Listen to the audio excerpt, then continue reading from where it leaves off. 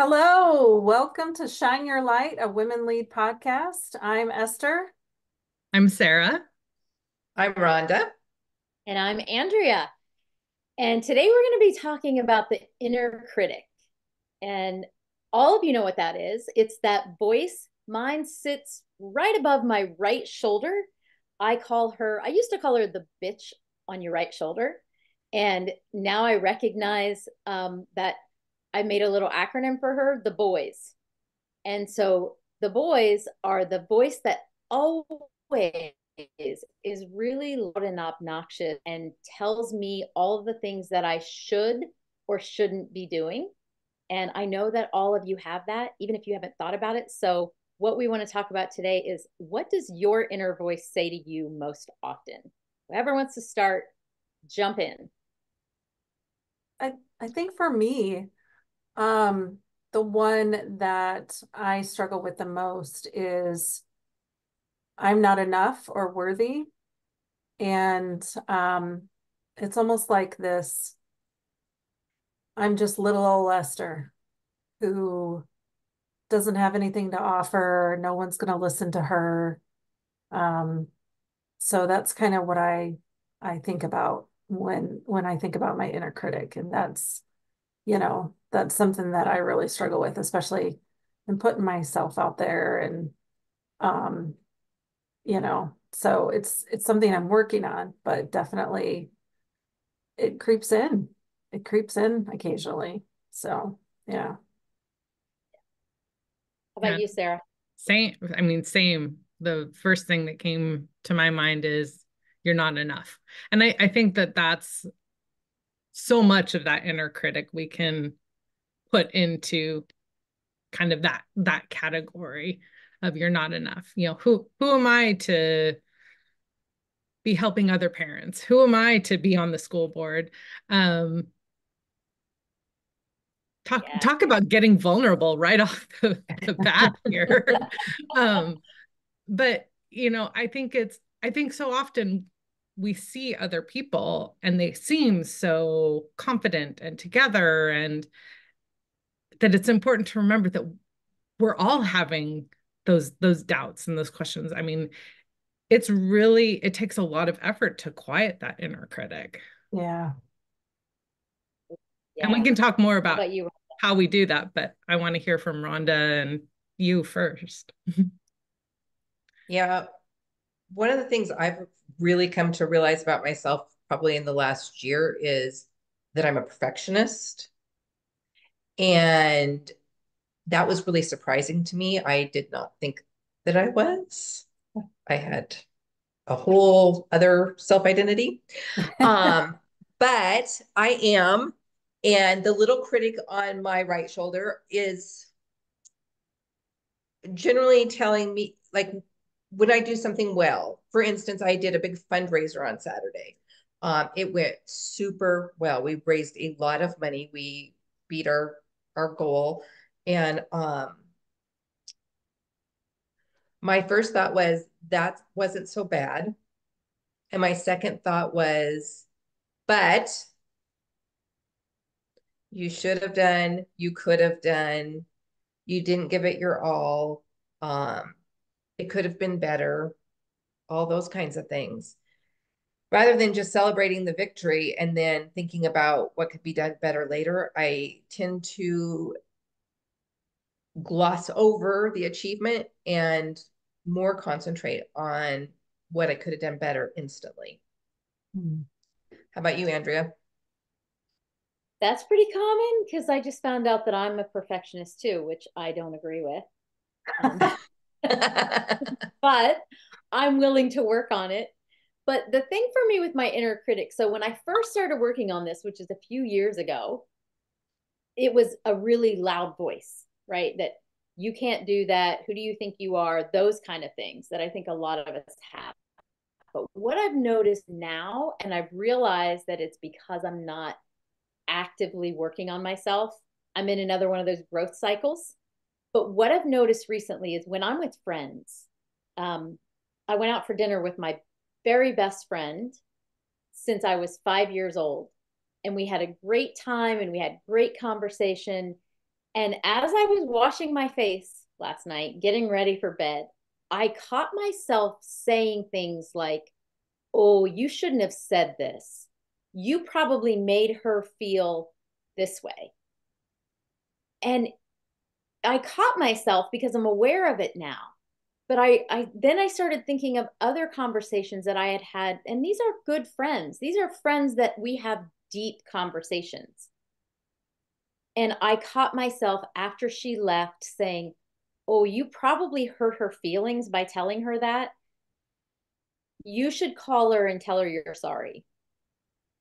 Ooh. Like, it is a voice that never stops and it creeps up on us. And that's why I wanted this to be the conversation today, because we've all done a lot of work on ourselves. And it's just proof that we never arrive at that voice is gone and the good voice is here. I wish that could be the case, though. Right? Wouldn't that be nice? And Yes, because I think it's important to recognize the difference between actual self-reflection of maybe a disagreement and saying, okay, maybe I could have done this differently or that sort of thing. I think that's okay because when we're learning and growing, that's not what we're talking about here. We're talking about that constant inner critic where you probably didn't upset or hurt her feelings and she probably knew exactly what you were saying and didn't. I mean, I think we all, at least I shouldn't say we all, I do it too, where I'm like replaying a conversation over in my head and then I'll follow up with the person. I'm so sorry I said that. And they're like, what the heck are you talking about? I have no idea what you're right, talking about. You didn't do anything wrong. You didn't say anything wrong. So I think it's important to, you know, the difference between actual self-reflection and, you know, there was something that I could have done differently, versus you're fine and you're just putting yourself down for no reason. So yeah. yeah. Good point. Yeah, there's a Sarah? definite difference there. So, and it's something I've been working on for many years now too. Um, one of my mantras, because we've heard it as we talked about that inner critic, a lot of those shoulds, don't, and one of my mantras is don't should on yourself. Mine too. you Yeah. know, which has really helped. And another thing is that someone shared with me that the more judgmental we are of ourselves, the more judgmental we tend to be of other people, Yeah. and vice versa. And that really hit home for me. And that awareness made a huge difference. I think with anything we're trying to change, that first step is being aware of it and stopping yourself, and having a replacement. So that made a huge difference for me, as well as thinking about the way that we talk to ourselves. And would I ever talk to a friend like that? Like, Mhm. would I ever say anything like that to any of you, or to my children, or to my partner? I mean, to anyone, right? And it's Mhm. when you think about it in that way, it's like, I wouldn't talk to anyone else in my life like this. Why am I talking to myself like this? Right, And because that, we always celebrate each other's wins. We never point out what you should have done. It you're right. We talk to other people completely differently than we talk to ourselves. Yeah. why do we think that is? Yeah. Boy, that's a good question. Well, here's a question that was recently posed to me is who is that voice? And so in some instances it was a parent or a boss or a friend.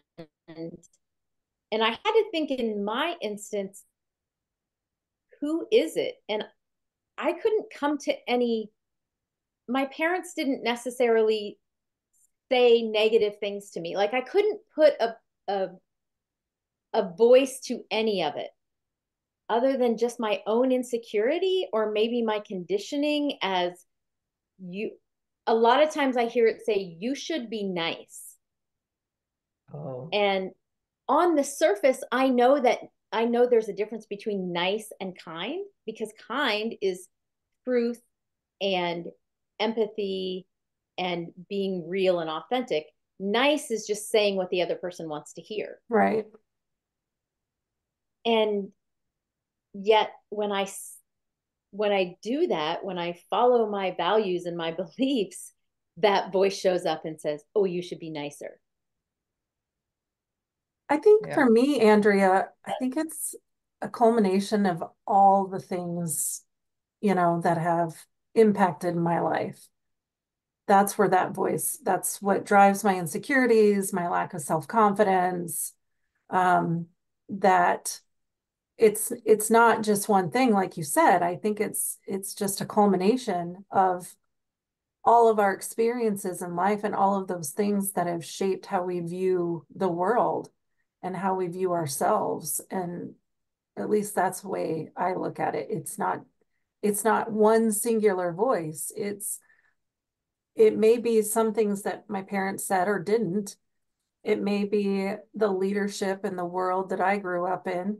Um, it may be, that Bible teacher or um, that teacher at school. It could be all these different things that are playing a part as you need to do better, you need to be better. You're not good enough. You're too fat, you're too ugly, you're too this, you're too that, you're not enough this, you're not enough that, you're Too not. much. Yes, you're too much, you're too shiny, you're too, it's overwhelming sometimes that not enough this, but too much of that. But I think it really is that. And then I think it's the culture that we have in the world and the society that we have in even our country right now. So I think all of that plays a part. Yeah. Let me I ask. think Oh, go ahead, Sarah.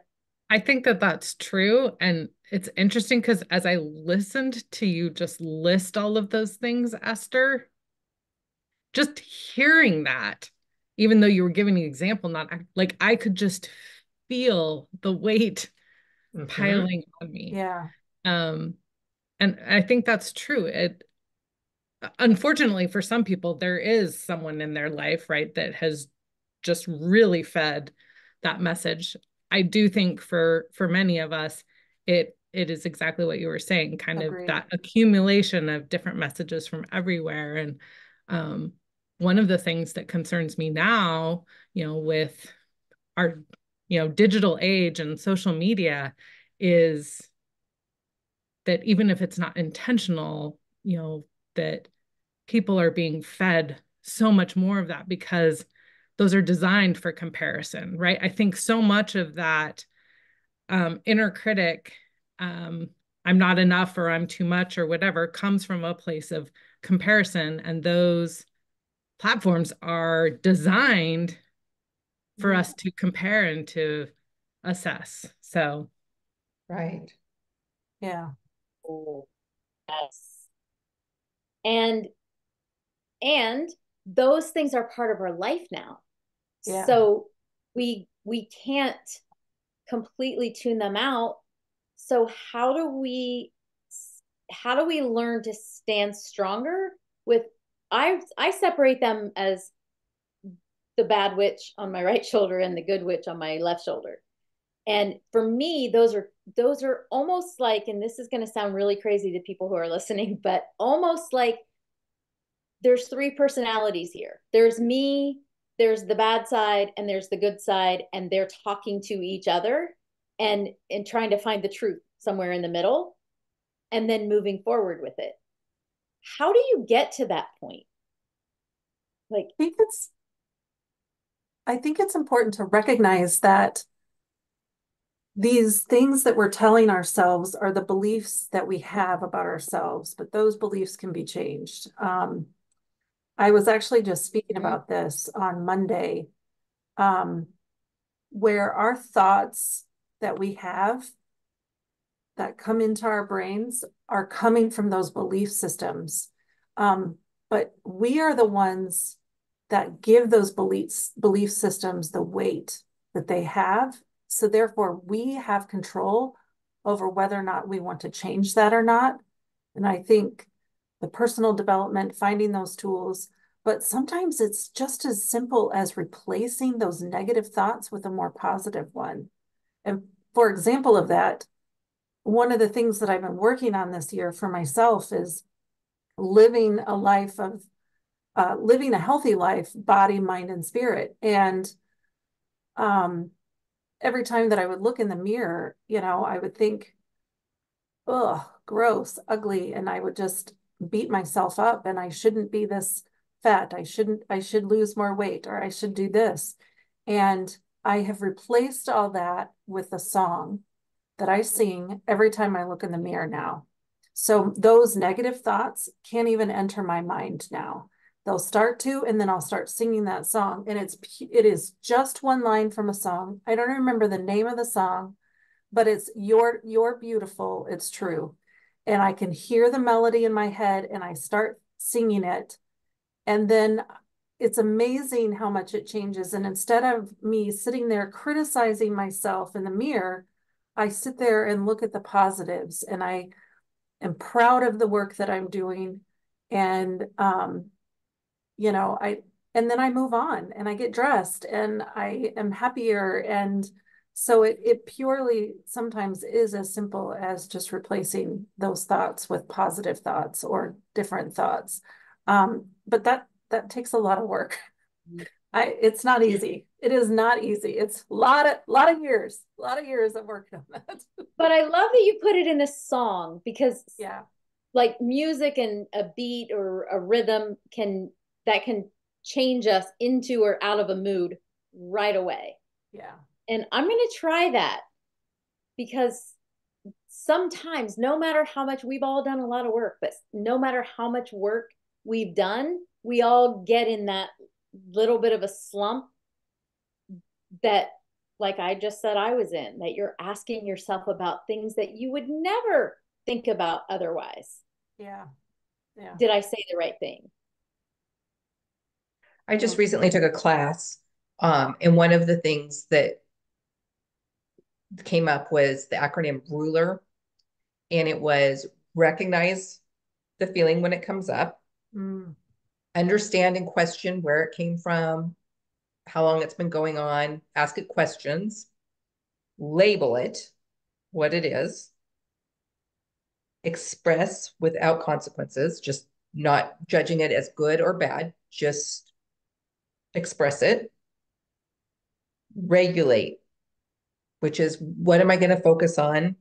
What meaning am I giving this? And that's it. Let it go. Love that. Yeah, I thought it stood out to me too. I really like that a lot. That's great. He also said, pain is the pathway to freedom. Mm-hmm. Ooh. That reminds me of in the book, the tools that I'm reading. One of the tools is recognizing pain as a part of life, and you have to learn to embrace it for what it is and not hang on to it and move past it. Allow those feelings and then process it and move on. And that just, it reminded me of your, the accurate acronym of ruler of Right. regulate and then Feeling move in order on. to healing, to Yeah. heal. Yeah. Yeah. Yeah. And that's another thing. Sarah, what do you think about the the processing of it? Like, because part of that talking back for me is getting assertive. I don't want to say angry or aggressive, but getting assertive with her and telling her, nope, not this. So tell us how you move through that without causing more inner critic. Right, which is easy to do. And I think it's really about changing patterns. Yeah. It's recognizing that it's happening and saying, I'm not going to do that. I know some people like will put a rubber band around their wrist, and every time they find themselves doing it, like snap the rubber band on their wrist just as a signal, like, nope, snap out of it, and shifting it.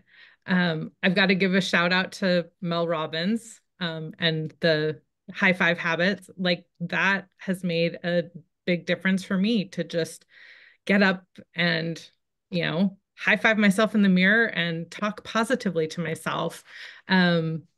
It feels really unnatural at first, really unnatural. Like, Yeah. I had to sit down and say, okay, what am I going to say? And just keep repeating it until I actually believe it. And I notice, like, when I don't do that, that inner critic creeps in more. It's almost like we've got to crowd it out by filling ourselves with positive thoughts instead. I've got I, positive affirmations on my phone and on my Apple Watch that pop up throughout the day and just give me those reminders. And so I think it really comes down to finding what works for you, Yeah.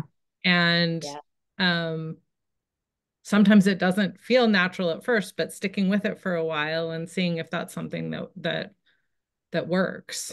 um Another thing I found helpful is to ask, and I think this is a Brene Brown thing too, if I remember correctly, but is it even true? Like, I'll tell myself something and then I'll say, wait a minute, is that even true? Yeah, And that's Byron Katie. Is it okay, that true? makes Is it sense. actually, like, she has I think it's the 4 questions. Is it true? Is it actually true? Everybody has a different process for it. But yeah, because when it's your inner critic, this is one way to know when it's your inner critic or when it's true. Is it generalized? Is it no one likes me, or no one's going to listen, or everyone, when you You start, always. yes, you always, like, those are ones that that's coming from your inner critic, and that's where you have to challenge it. Is that true? Nobody watched, right? Well, somebody watched. So what about that one person you did watch? Are you discounting them? right. Notice I I've love had a lot of that. these lately. It reminds me, a friend of mine, she used to say, what's true is this. And that comes to mind sometimes too. It's like, I can sit there and tell myself I'm not really an author. Well, that's not true. What's true is I've published 4 books and I'm working on another one. So to tell myself I'm not an author because I'm not famous like J.K. Rowling or Kristen Hanna or any, that has no Yet. bearing on whether or not I'm an author or not.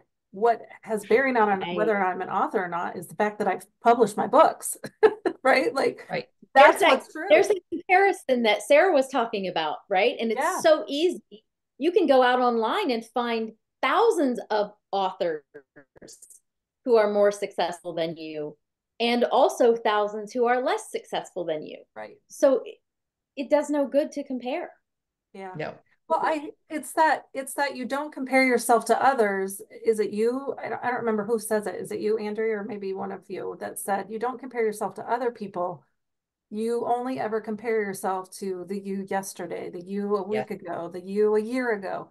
Like, The I only person you're competing against is yourself. yes, yes. If I look at where I was when I first published my first book, I've grown. I've got a bigger audience. I've sold more books. And so yeah, Yeah. yeah, And the more you're in what I call in the purple, above that line, right. the easier it is to silence the inner critic, to immediately say, oh, Agree. there she is. Yep. And and so the goal is to just keep filling your cup with friendships like this, to keep putting yourself up there as much as possible and making Yeah. that dip down in quick, quick and messy and right back up into the purple. Yeah. And I like that you mentioned the friendship part, Andrea, because one of the best things for me is when I'm struggling with what's true and listening to that inner critic is having conversations with you guys, because you're going to be honest with me and remind me of what really is true, not because not to not because you're my friends, but because you are truth tellers. And so Yeah. I think, and that's why it's important that you surround yourself with the right people that are going to remind you that your inner critic needs to just stop talking and you need to listen to those people instead. So, Yeah, because who was it that said comparison 100%. is the thief of joy? yes. Yeah. Yeah. So And we can go on and on about all of those things, Yep. which is why we have this podcast. So we can keep talking about it and I helping you know. see that this is not just you who's feeling this, it's all of us. And when you find some people that you can talk to about it, like we have in each other, it makes life so much easier. So, let us know in the comments whether what you're struggling with or what has helped you to silence that inner critic. So, 100%. and as always, we like to end with shine your light.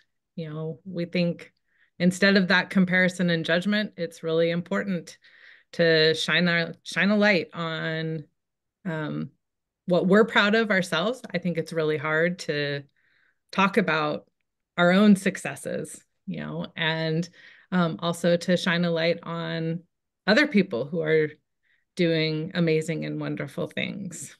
So, who wants to start this week and shine a light? I will go because my light is that I recognized in myself that I am at the top of my growth circle, and keep listening. If you don't know what the growth circle is, it takes you from um, connect, which is where you see a problem, learn, grow, and lead, and it's all a circle. And then you get back in your comfort zone, and it happens again. And I realize that I'm at the connect stage. I'm in my comfort zone, and I'm trying to bust out of it. And I recognize that when you're there is when your inner critic speaks to you the most, and that is when you need the most support. And so my light is that I recognize that in myself, and I hired a coach to help me get through that. And it has been my very first time incredible to like lift that veil that says, yeah, you're still in there. You're just covered up a little bit. And so that's my light, that I asked for help instead of just helping other people. Way to go, Andrea. I love that. That oftentimes is so much harder than we recognize, and Yeah. yet it's so important. For women, it's so easy to help someone else. It is not easy to help yourself, but it feels really good. And it always helps the other person too. Yes. Yeah. And Yeah, not sure. easy to ask for help. Definitely not. So, Yeah. Yeah. Okay, I'll go next. My shine my light for this week.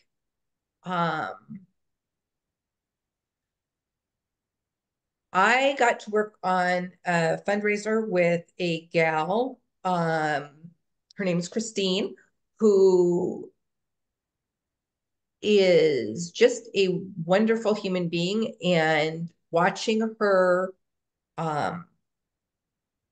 work and the way she treats people, and the way that she guards her tongue was really uplifting to me. During this political season, I've come across a lot of negative, and really noticing that um, there is other people who are just shining their lights, what is really uplifting. that is. You need that. Yeah. Esther. Um, I'll go. So I I have to kind of going back to this journey that I've been on this year of really just being healthy, body, mind, and spirit. And um, this morning, I had the amazing privilege and honor to be a part of our high school's career day. And the last time I did it, um, I was not in a good place health wise. I actually fell the morning that I was supposed to present. And so when I did it, I was in a ton of pain. This was earlier in the year. This was like in January. And I just was not in a good place health wise. And I found myself reflecting on how far I've come this year and how I feel today. And this last week, it's been really challenging for me to fit all those things in for myself. But I knew this morning was going to be crazy. And it's been challenging like I said, the last week to fit all these things in for myself. And so I got up and I put my workout clothes on and I got the kids ready for school and we had time. So I went ahead and did my yoga and my weights while Rod was finishing up getting the kids breakfast and all of that. And I just was really proud of myself for the work that I have done on myself and getting me to that place and just feeling so much healthier and even more confident in myself and more confident in my skin. So I'm proud of myself and shining a light on myself, but I also have to shine a light on Rhonda because she has been my health coach in this. And I'm getting choked up because Do I have not make me cry, Esther. um it's been such a journey for me for so long to be able to look at myself and remind myself that I am beautiful and be confident in who I am and go in there and shine my own light um, to help inspire other people. And um, so yeah, I'm incredibly proud of myself, but also I have to give a lot of the credit to Rhonda and her leadership in helping me. So yeah.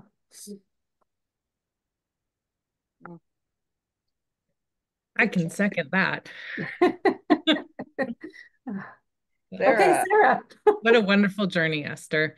I would like to shine my light. We just got back from visiting my son at college for family weekend, and I want to shine my light on Gretchen, who is the mom of a friend of our boys, and they live in the Phoenix area, more locally, and when we met, she said, "Have you heard about the Thanksgiving plans?"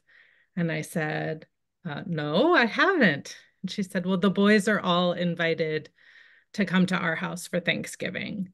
And uh, I cried. I immediately started crying because it just meant so much to me that my son and his friends would have a place to go for Thanksgiving besides staying in the dorms. And so even though it's a little thing, you know, I often say that those little things mean more than we'll ever know. And it was such a meaningful thing. And the fact that she wants to know like a tradition or something that's important for each of the boys to incorporate that into their Thanksgiving meal, and to give them a place to be. So I want to shine a light on Gretchen's kindness and just a reminder for all of us that those little actions can make such a difference in other people's lives. So It's the That little makes your thing. mama heart feel so good that he's going to have a home to be at for Thanksgiving, doesn't it? yes, I definitely can so does. relate. Yeah. But so now it's time to sign off and for all of you to go and shine your light. But Andrea is going to say I something have first. I have one more thing that I want to say because I want people to know and listen to this. If you're listening this far, you started to make a connection with all of us. And I want you to know that you never arrive. So I know all of you, my very best friends, because I started out in some way coaching you to be the best version of yourself. And we talk about that growth circle. And what has happened to me is that I have gotten to the point where now I need each of you. And each of you has just seamlessly, at different points in my life, come to the front of that, like the birds that fly together, and there's always that one that's leading. And each of you has done that for me at different times in my life.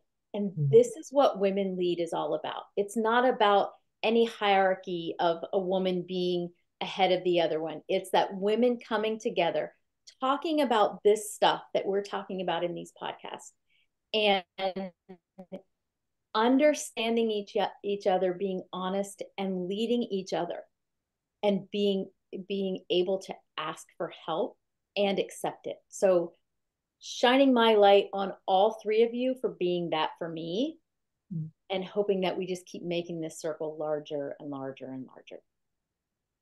And with that, we can sign off. Okay. What a perfect way to finish. Thank you all. Have a See you wonderful. next time. See you next time. Bye.